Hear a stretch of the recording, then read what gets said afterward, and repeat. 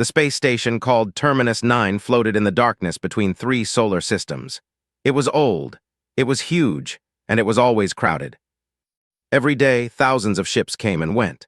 They carried traders, travelers, criminals, and refugees from 100 different worlds.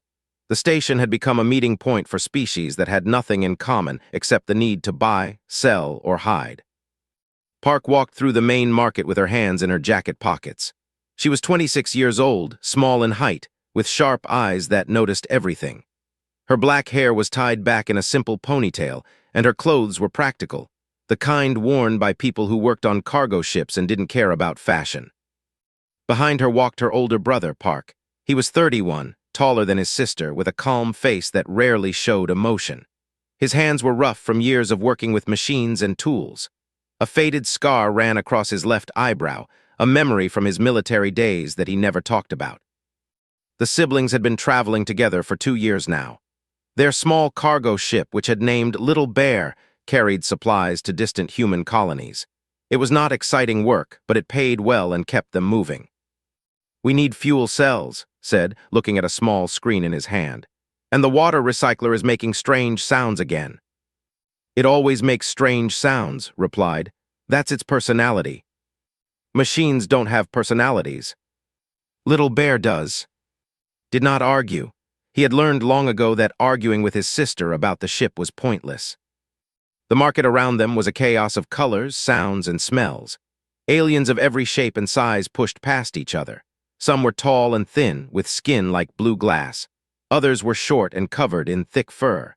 A few floated through the air on invisible currents, their bodies made of something that looked like living smoke. Humans were rare here and drew curious looks from the aliens around them.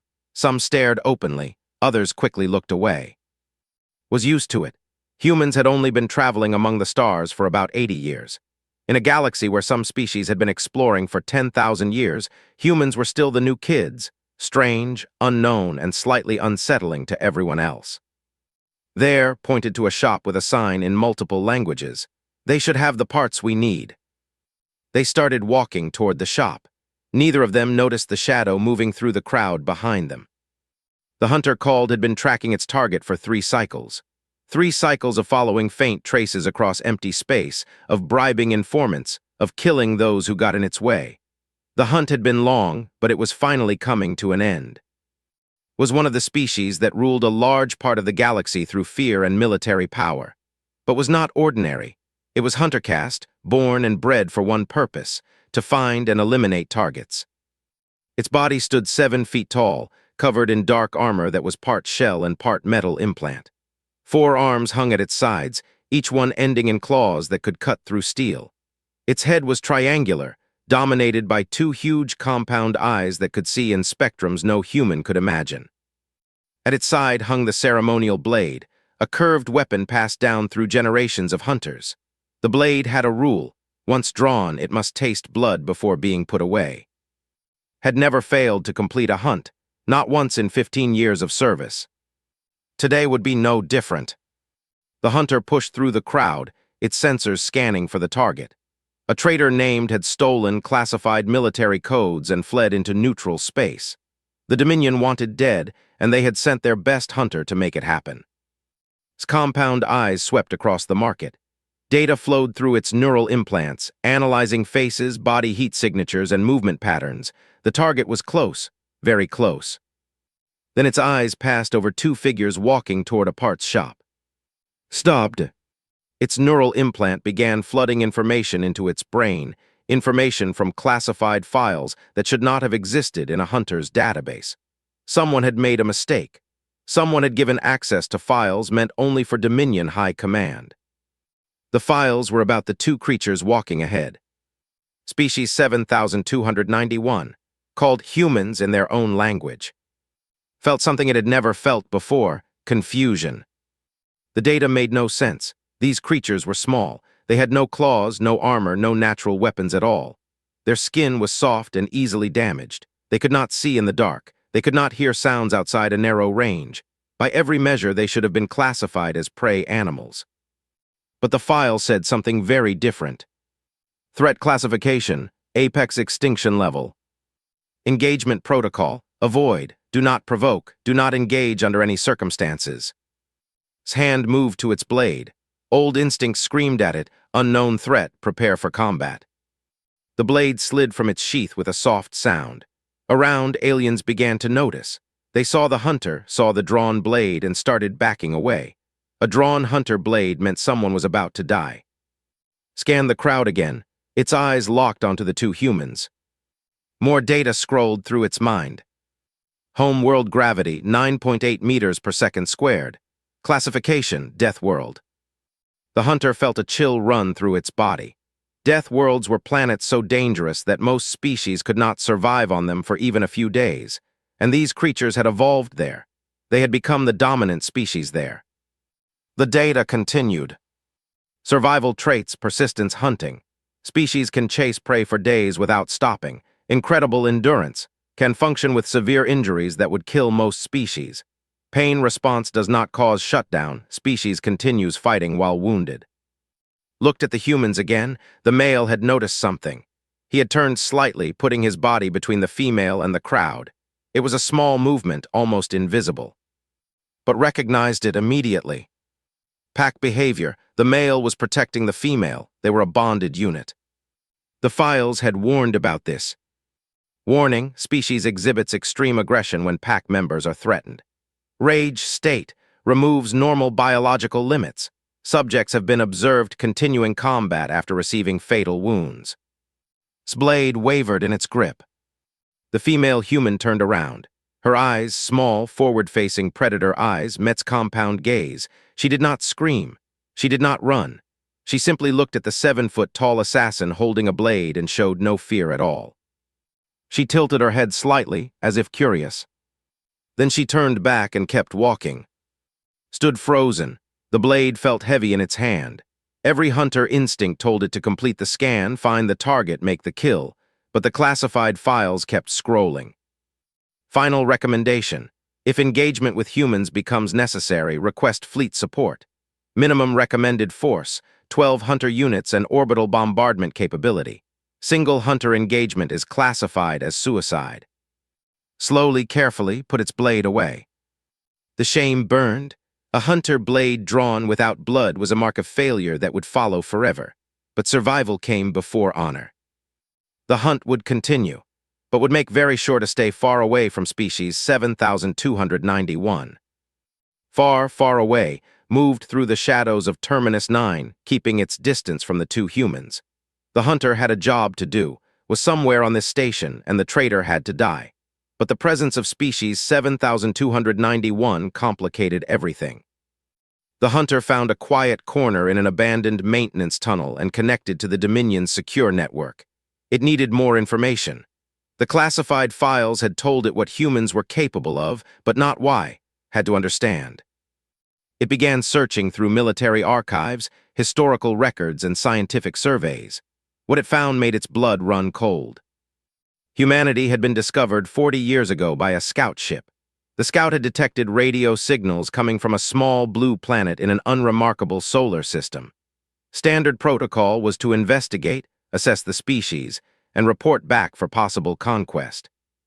The scout ship never returned. A second ship was sent. It also disappeared. The Dominion sent a full military vessel with 200 soldiers.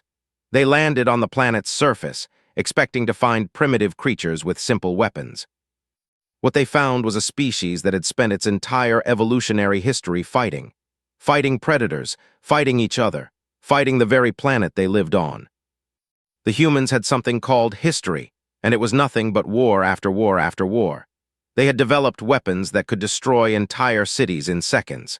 They had created poisons that could kill millions. They had even split the atom, the basic building block of matter, just to make bigger explosions. And they had done all of this while fighting among themselves. They had never faced an outside enemy. All of their weapons, all of their tactics, all of their killing technology had been developed to use against other humans. The Dominion military vessel was destroyed in 3 days. After that, the High Command made a decision. Humanity was too dangerous to conquer, but also too primitive to be a real threat, for now. The best strategy was to leave them alone and hope they destroyed themselves before they spread too far into the galaxy. That strategy had failed. Humans had not destroyed themselves. They had somehow stopped fighting each other, looked up at the stars, and started building ships. Now they were everywhere, small colonies, trading posts, cargo haulers like the two siblings had seen. They were spreading slowly but steadily, like a quiet infection that no one knew how to stop. Closed the files and sat in the darkness, thinking. The two humans in the market had looked so ordinary, so harmless. The female had been small enough that could have killed her with a single strike. The male was bigger but still soft, still fragile by standards. And yet the Dominion classified them as extinction-level threats. Pulled up more files, searching for specific information about human combat ability. What it found was worse than expected. Humans were persistence predators. On their home world, they had hunted by simply following their prey until it collapsed from exhaustion. They could walk for days without stopping. They could survive heat that would kill most species. They could lose blood, break bones, and keep moving. Their bodies had a chemical system called adrenaline that could temporarily remove all limits on their physical abilities. When triggered, humans became faster, stronger, and completely immune to pain. They could lift objects many times their own weight. They could fight through injuries that should have been instantly fatal. And the trigger for this adrenaline response was simple: threaten someone they cared about. Thought about the male human in the market, the small movement he had made to protect the female, pack behavior. Humans pack-bonded with everything. Their families, obviously, but also their friends, their communities, their nations.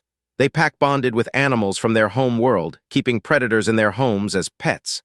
They pack-bonded with machines, giving them names and talking to them. Some humans had been observed mourning the death of robots.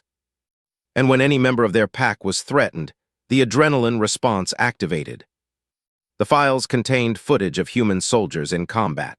Watched a recording of a human male who had been shot through the chest. The wound was clearly fatal, but instead of dying, the human had gotten up, killed 3 enemy soldiers with his bare hands, and carried a wounded comrade 2 miles to safety. He had died only after reaching safety. His body had simply refused to stop until his pack member was safe. Turned off the footage, it had seen enough. The hunter left the maintenance tunnel and returned to the market district. The hunt had to continue, but now had a new priority: avoid the humans at all costs. The market was still crowded. Sensors swept through the mass of bodies, searching for any sign of the traitor. Was clever and had many hiding places, but eventually the traitor would have to move, and when that happened, would be ready. Hours passed, waited with the patience of a born predator. Then it detected movement. Was in a food stall on the far side of the market, buying supplies with stolen credits. The traitor was wearing a disguise, but sensors saw through it easily. After 3 cycles of hunting, knew heat signature, movement patterns, and biological rhythms better than its own. The hunter began moving through the crowd, staying low, staying hidden. The ceremonial blade was ready. This time there would be blood. Was 50 meters away when disaster struck. Spotted the hunter. How did not know. Perhaps the traitor had better sensors than expected. Perhaps it was just bad luck. But suddenly was running, pushing through the crowd in a panic. The hunt became a chase. Followed, knocking aliens aside with its powerful arms. Was fast, but was faster. The gap between them closed rapidly. 40 meters, 30, 20. Then did something unexpected. The traitor grabbed an alien from the crowd, a small figure with black hair tied back in a ponytail. A plasma cutter appeared in his hand, pressed against the hostage's throat. Stopped. It was the human female, Park. Dragged her backward, using her body as a shield. The traitor was screaming in the language, demanding safe passage off the station. Did not move. The hunter calculated angles, distances, and probabilities. It could throw a blade and kill before the plasma cutter activated. The probability of success was 63%. But there was a 37% chance that the human would die. And somewhere in this market, the human male was watching. Looked around slowly. Where was he? Where was the brother? Then saw him. Park was standing 30 meters away, staring at his sister in the traitor's grip. He was not moving. He was not shouting. He was just standing there, completely still. But something was wrong with him. Sensors analyzed the human male and detected something terrifying. His heart rate was dropping. His breathing was becoming slow and controlled. His pupils had expanded to take in more light. This was not fear. This was the opposite of fear. The adrenaline system was activating. The human was preparing for violence on a scale that could barely imagine. Every alien in the market had stopped moving. They could feel it too, something primal, something ancient. The air itself seemed heavier. A predator was waking up. Slowly backed away. The hunt for could wait. Whatever was about to happen, the hunter wanted to be far away when it started. Because the files had been very clear about one thing. When a human entered the rage state, nothing in the galaxy could stop them. Nothing felt the cold edge of the plasma cutter against her neck. The alien holding her was breathing fast, its body trembling with fear and desperation. She could smell something sharp and chemical coming from its skin, probably sweat, or whatever passed for sweat in this species. She should have been terrified. A normal person would have been screaming, crying, begging for help, but had grown up with a brother who had taught her one important lesson: panic kills. So she stayed calm, she kept her breathing steady, and she looked for her brother. She found him standing in the crowd about 30 meters away. He was not moving. His face was completely blank, like someone had erased all emotion from it. Had seen that face before only once when a drunk man had tried to hurt her at a bar 3 years ago. That man had spent 2 months in a hospital. The alien holding her, she had heard the other aliens shouting the name, was screaming demands in a language she did not understand. The translator in her ear was working overtime, spitting out fragments. Safe passage, kill her, not bluffing. Station security had arrived, but they were keeping their distance. None of them wanted to get close. Notice that they were not looking at, they were looking at. Everyone was looking at. Something in the air had changed. Could feel it. A tension, a pressure like the moment before a thunderstorm. The aliens in the crowd were backing away slowly, their eyes wide with an emotion she recognized as pure, primal fear. But they were not afraid of the alien with the weapon. They were afraid of her brother. Notice the change too. The traitor's grip on tightened. "Stay back," screamed at the crowd. "I will kill this creature, I will." "Let her go." His voice cut through the noise like a blade. It was quiet, flat, empty of all feeling, had never heard him speak like that before. Laughed, it was a nervous, high-pitched sound. "Or what, soft skin? You have no weapons, no armor, you are small and weak and—" "I said let her go." Took one step forward. The entire market seemed to hold its breath. Watched her brother's eyes. They were focused on with an intensity that was almost physical. She could see the muscles in his jaw tightening, his hands slowly curling into fists. She had seen videos of their grandfather once.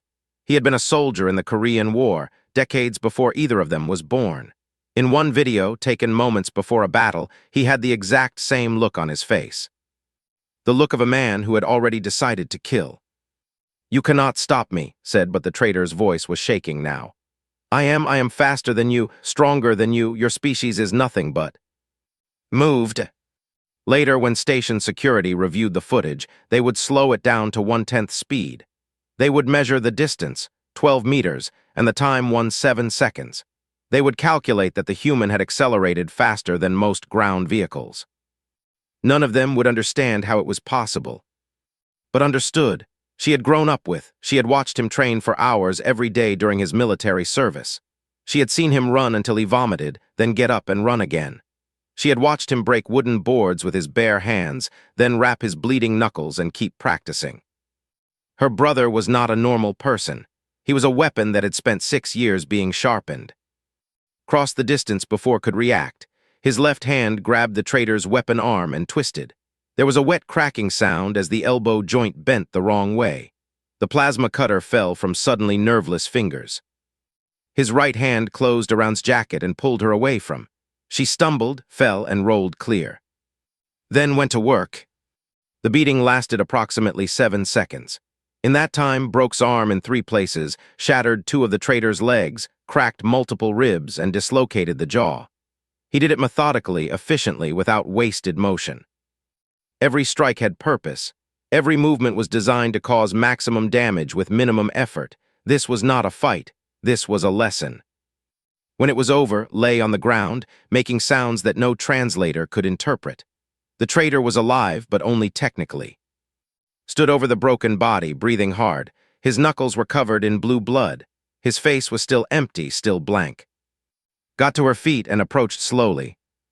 "Opa," she said softly, "it's over, I'm okay." He did not respond. "Opa, look at me." She touched his arm gently. His muscles were hard as stone, still ready for violence. "I'm safe, you saved me." Slowly, like a machine powering down, the tension drained from his body. His breathing slowed. His fists uncurled. The emptiness in his eyes faded, replaced by something that looked like confusion. He looked at his bloody hands, as if seeing them for the first time. His voice was rough, uncertain. "Are you hurt?" "I'm fine, you got to me in time." He nodded slowly, still staring at his hands. I don't remember deciding to move, I just moved." "I know, Opa, I know." Around them, the market remained silent. Hundreds of aliens stood frozen, watching the two humans with expressions of awe and terror. Station security finally approached, but they kept their weapons lowered. None of them wanted to point a gun at the human who had just dismantled with his bare hands. From the shadows, watched everything. The hunter had seen combat. It had killed dozens of targets in its career. It considered itself an expert in violence. But what the human male had just done was beyond anything in its experience. The speed, the precision, the complete lack of hesitation. And most terrifying of all, the human had not used any weapons. No blades, no guns, just his body, a soft, fragile body that should have been no threat to anyone. Looked at the broken form of on the ground. The traitor that had evaded 3 Hunter caste operatives. The traitor that had killed 2 Dominion soldiers during its escape. Defeated in 7 seconds by an unarmed human. The classified files had been right. Species 7291 was not prey. They were not competitors. They were something that the galaxy had never seen before. They were the universe's most dangerous predators, wearing the disguise of harmless creatures. And they were spreading across the stars. Felt something it had never felt before in its long career as a hunter. It felt fear. Real, genuine, bone-deep fear. And for the first time, began to wonder if the Dominion's strategy of leaving humanity alone had been a terrible mistake. Because predators this dangerous should never have been allowed to grow in peace. Now it was too late. Now they were everywhere. And God helped the galaxy when they finally stopped pretending to be civilized. Station security took away on a medical transport. The traitor was alive, but barely.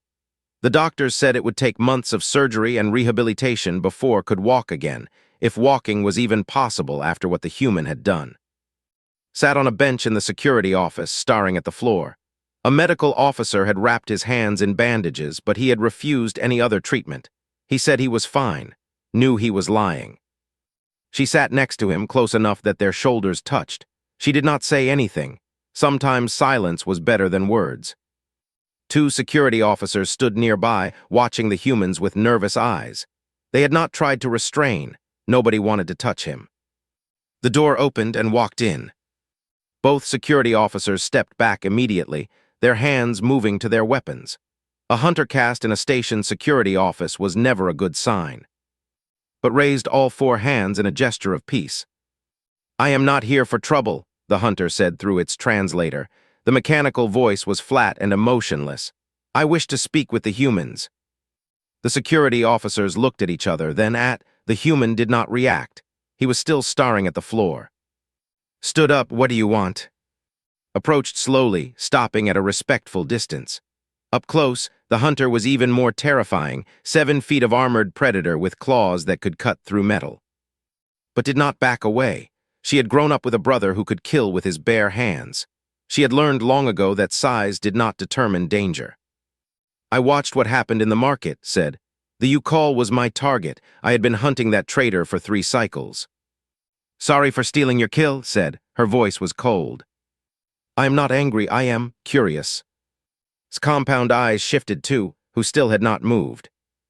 "Your brother, he had no weapons, no armor, no genetic modifications, yet he defeated a who had killed 3 Hunter caste operatives. So, how is this possible?" Looked at the alien for a long moment. Then she smiled, but there was no warmth in it. "Do you know what a Marine is?" Translator struggled with the word. A marine, a creature that lives in water. No, a marine is a soldier, a special kind of soldier. On our world, the ocean is the most dangerous environment. So the soldiers who fight from the ocean, who attack from the sea, are trained to be the most dangerous of all. She gestured at her brother. Served in the Republic of Korea Marine Corps for 6 years. He was trained to fight in any environment, with any weapon, against any enemy. He can kill with his hands, with a knife, with a gun, with a rock, with a piece of string. He was broken down and rebuilt into something that barely counts as human anymore. Process this information. Your world has warriors specifically trained for combat. Every nation on our planet does. We have millions of soldiers, hundreds of millions if you count reservists and veterans. The hunter was silent for a moment. Its compound eyes flickered with patterns that could not interpret. Millions, repeated.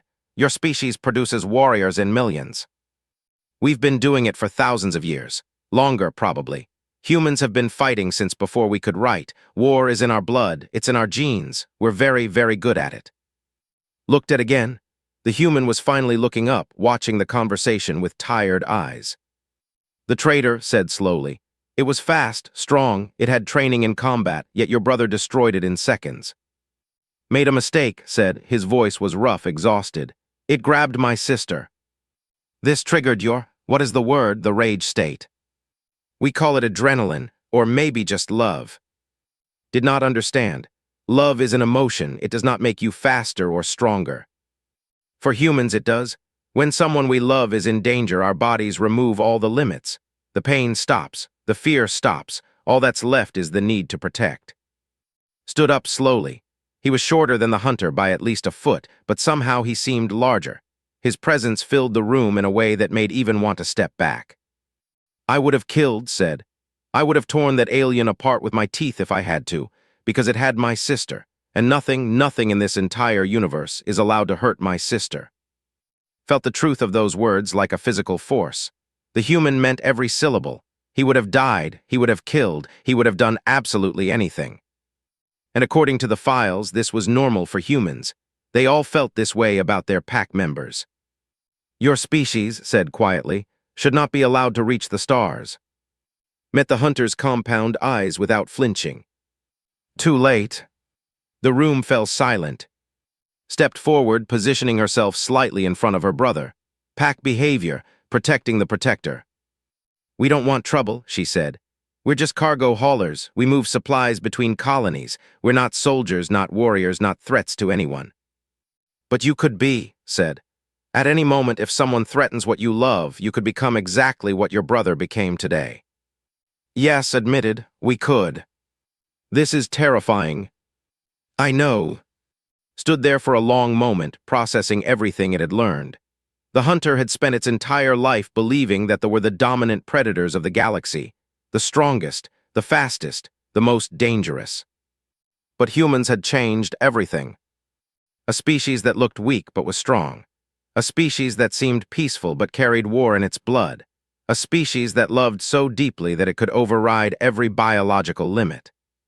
"I will not report your brother's actions to the Dominion," said finally. "The traitor was my responsibility. I will say that I completed the hunt myself." "Why?" asked. "Because the Dominion cannot know how dangerous you truly are. They already fear humanity. If they learn that a single unarmed human can defeat a trained, they might decide that your species must be destroyed before you grow any stronger." "And you don't want that?" Hesitated. For a hunter, doubt was weakness, but the truth was more important than pride.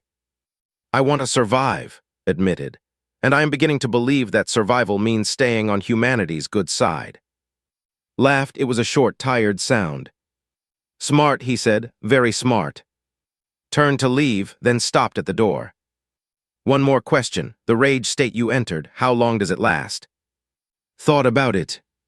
"As long as the threat exists, as long as someone I love is in danger."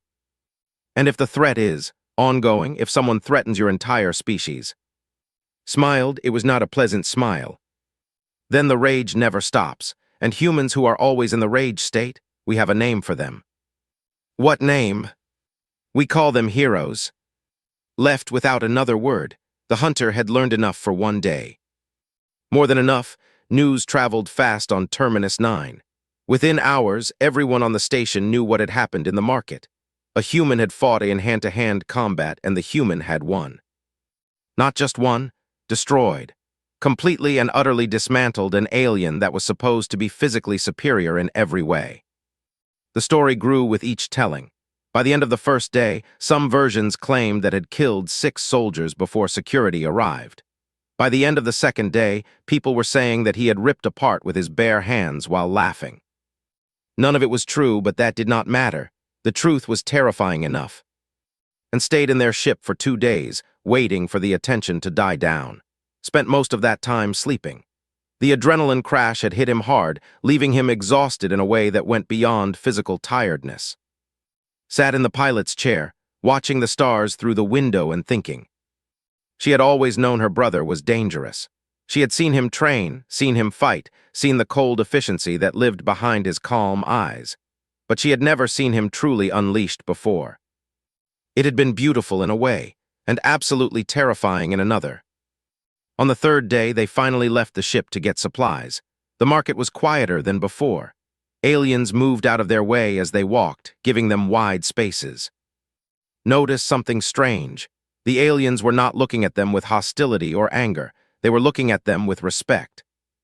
And something else, something that took her a moment to identify. Fear. The same kind of fear that prey animals showed toward predators. "This is weird," she muttered to. "I know. They're scared of us. I know. We're just cargo haulers, we're not. It doesn't matter what we are, it matters what they think we are." They bought their supplies quickly and headed back toward the docking bay. On the way, they passed a large notice board covered in announcements and advertisements. Someone had put up a new sign. It was written in the common galactic language, with translations in at least 40 other languages below it. The message was simple. "Humans welcome. Please do not start FIGHTS. Please do not finish FIGHTS. Please do not adopt the wildlife." Stared at it for a long moment. "Please do not adopt the wildlife," she read aloud. "They probably heard about humans keeping predators as pets," said. "Dogs, cats, bears." "That's fair." They kept walking. Near the docking bay entrance, they found waiting for them. The hunter stood in the shadows, its compound eyes tracking their approach. "Humans," it said. Hunter replied. She had decided that she was not afraid of this alien. It was a choice, not a feeling. Stepped forward and extended one of its 4 arms. In its clawed hand was a small device, a data chip of some kind. "I have filed my report with the Dominion," said. "I claimed responsibility for the capture of your brother's involvement has been edited out." "Thank you," said. "I am not doing this for you. I am doing this for the stability of the galaxy. If the Dominion knew what humans could truly do, there would be war. And I do not believe the Dominion would win that war." Took the data chip. "What's this?" "A personal recommendation. I have sent copies to every major power in this region of space. The Dominion, the Collective, the Free Worlds Alliance." "What kind of recommendation?" Translator made a sound that might have been a sigh. "I am recommending that humanity be reclassified from primitive spacefaring to strategic threat. I am recommending immediate diplomatic outreach. I am recommending that no power should engage in military conflict with your species under any circumstances." Felt her eyebrows rise. "That's a big recommendation." "It is an accurate recommendation. Your species has been playing at being civilized. You have been hiding your true nature behind trade agreements and cargo ships and peaceful exploration. But I have seen the truth now. I have seen what lives underneath." The hunter pointed at. "He is not special. He is not unique. He is simply a human who has been trained in combat, and your species produces millions of creatures like him. Millions of predators wearing the skins of merchants and farmers and scientists." "We're not all soldiers," said. "No, but you could be, at any moment. Any human anywhere could become what your brother became in that market. All it takes is the right trigger." Stepped back, ready to leave. "I have hunted many species across this galaxy. I have killed hundreds of targets. I have never failed a mission. But if I had been ordered to hunt your brother in that market, I would have died. I know this with complete certainty." "So what are you going to do now?" asked. "I am going to return to the Dominion.